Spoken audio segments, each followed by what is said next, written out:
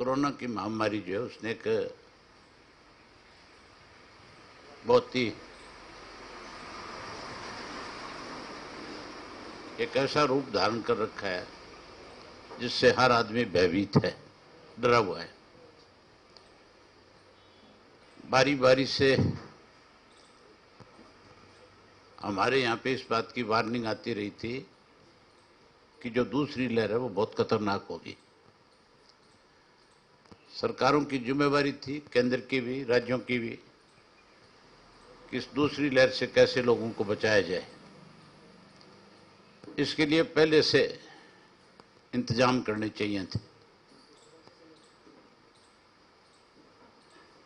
बड़ी हैरानी की बात है, हमारे अपने प्रदेश के अंदर ऑक्सीजन के कारखाने हैं। अगर हम अपने कारखानों से ऑक्सीजन लेते तो हमारे यहाँ कोई कमी नहीं थी, लेकिन हमारे प्रदेश के मुख्यमंत्री ने देश के प्रधानमंत्री को खुश करने के लिए, राजी करने के लिए हमारे जो ऑक्सीजन के कारखाने से सेंट्रल पूल के अंदर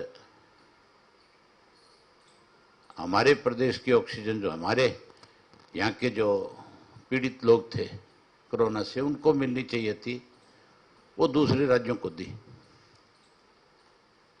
हमने दूसरे राज्यों को दी और हरियाणा प्रदेश की सरकार को उड़ीसा से, कर्नाटका से, दूसरे प्रदेशों से हवाई मार्ग से ऑक्सीजन मंगानी पड़ी। किस तरह से प्रदेश की सरकार जो है हरियाणा प्रदेश के लोगों के गाढ़े खून पसीने की कमाई को बर्बाद कर रही है, किस तरह से लोगों के सामने रोज नई दिक्कत और कठिनाई आए, इसके लिए प्रदेश की सरकार योजनाएं बना रही है। आज हमारे प्रदेश के हालात इस किस्म के हैं कि हर आदमी जो है सरकार के फैसलों से दुखी है, परेशान है। केवल किसान वर्ग नहीं, अब तो मजदूर भी, व्यापारी भी, कर्मचारी भी, हर कोई सरकार से तंग है, परेशान है। और हमारे प्रदेश के मुख्यमंत्री को कोई परवाह नहीं है। वो लगातार इस किस्म के फैसले ले रहे हैं जिससे लोगों की परेशानियां बढ़े। पिछले 15 दिन के अगर अखबार आप उठा करके देखोगे तो उन अखबारों में जो खबरें छपती है उससे ऐसा एहसास होता है कि हमारे प्रदेश के मुख्यमंत्री और हेल्थ मिनिस्टर में आपस में इस बात को लेकर के एक कंपटीशन बना हुआ है कि कौन ज्यादा सुर्खियों में रहे, कौन ज्यादा अखबार में, खबरों में रहे। इस कोरोना को लेकर के तरह तरह के बयान जारी होते रहे। यहां तक भी कहा गया कि हम जो है अस्थायी रूप से हॉस्पिटल बनाएंगे, और उन हॉस्पिटल, अस्थायी बनाए हुए हॉस्पिटलों का उद्घाटन जो है मुख्यमंत्री स्वयं जाके करके आया। जहां लोग विरोध कर रहे थे, मुख्यमंत्री जो कोरोना के प्रोटोकॉल्स हैं जिसको लेकर के 144 पूरे प्रदेश देश में लगाई गई, जिस कोरोना का प्रोटोकॉल बनाया गया कि आपको सोशल डिस्टेंस बना करके रखना पड़ेगा, आपको मास्क लगा करके रखना पड़ेगा, कहीं इस किस्म के आदेश जारी हुए कि बारात में भी, ब्याह शादी में 20 से ज्यादा लोग नहीं जा पाएंगे, किसी की डेथ होगी उस डेथ में भी 20 लोगों से ज्यादा नहीं इकट्ठे हो सकते थे। लेकिन मुख्यमंत्री ने उन अस्थायी हॉस्पिटलों के उद्घाटन के नाम के ऊपर भी भीड़ इकट्ठा करने की कोशिश करी। वहां भी प्रोटोकॉल तोड़े गए, नियम तोड़े गए।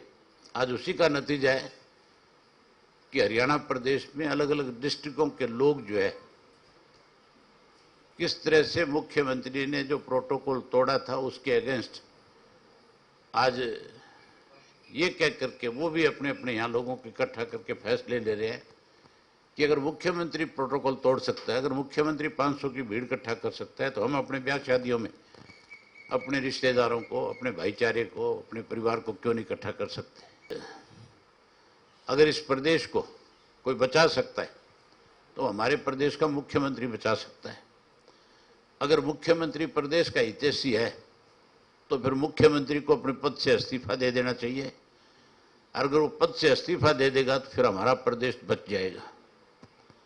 यहाँ इस मुख्यमंत्री को पद छोड़ना चाहिए। अगर ये पद नहीं छोड़ता तो फिर गवर्नर को इसके ऊपर संज्ञान लेना चाहिए, इसके ऊपर रिपोर्ट मांगनी चाहिए। जैसे बंगाल के अंदर प्रधानमंत्री ने गवर्नर को मजबूर किया जगह जगह जाने पे उनसे रिपोर्ट मंगवाने के लिए।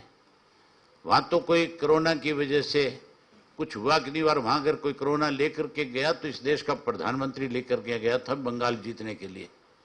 बंगाल तो नहीं जीत पाया लेकिन देश को बर्बाद कर दिया। जहां देश बर्बाद कर दिया वहीं हमारे हरियाणा प्रदेश के हालात और नाजुक कर दिए। आज तो यहां मरने वालों के आंकड़े भी जो है, कोरोना से कितने लोग रोज मर रहे हैं, उनके आंकड़े भी सरकार की तरफ से सही ढंग से नहीं बताए जा रहे, उनको भी छुपाया जा रहा है। कितने लोग इस बीमारी से पीड़ित हैं उनके नाम भी छुपाए जा रहे हैं। अब तो गांव के अंदर कोई गांव, मेरे ख्याल हरियाणा प्रदेश का ऐसा नहीं होगा जिस गांव के अंदर सैकड़ों सैकड़ों लोग आज इस बीमारी से प्रभावित ना हो। आज ना तो प्रदेश में कहीं ऑक्सीजन है। आज ऐसी लूट मची हुई है कि जो बीमार व्यक्ति है, जिसके पास 2 वक्त की रोटी नहीं, अगर वो बीमार हो गया तो उसका इलाज कैसे हो, इसलिए मरने पे मजबूर हो जाता है कि कहीं किसी प्राइवेट और सरकारी हॉस्पिटल में कोई सुविधा नहीं है। प्राइवेट में अगर जाता है तो वहां तो बेड के हिसाब से पैसे लिए जाते हैं। आजकल तो छोटे से छोटे कस्बे के अंदर भी जो प्राइवेट हॉस्पिटल है उनमें जो बेड लगे हुए उनकी कीमत 25 से 30 हजार रुपये है। और बड़े जो हॉस्पिटल है, जो बड़े शहर है, वहां तो रोजाना 1-1 लाख रुपया केवल बेड के नाम पे लेने का काम करते हैं। इससे बड़ी लूट और क्या होगी प्रदेश में? इन पे अंकुश लगाने की बजाय, मैंने आज के अखबार में एक और खबर पढ़ी थी, इन्होंने, सरकार ने अपनी तरफ से कोई एक आदेश जारी किया था कि इसके जो टेस्टिंग रिपोर्ट है उसमें 2000 कुछ रुपए लगेंगे। पानीपत की इनकी जो जिला की अध्यक्ष है उसकी अपनी टेस्टिंग लैब है, वो 4500 रुपये लेती है, जबकि सरकार का आदेश है कि 2000 कुछ रुपए के अंदर आप टेस्ट करोगे। बावजूद उसके इस तरह की लूट इन्होंने मचाने का काम किया है। तो महामहिम को ऐसी चीजों पर संज्ञान लेना चाहिए और इस सरकार को सस्पेंड करके राष्ट्रपति शासन लागू करके अधिकारियों को आदेश दे करके इस कोरोना की महामारी पे अंकुश लगाना चाहिए।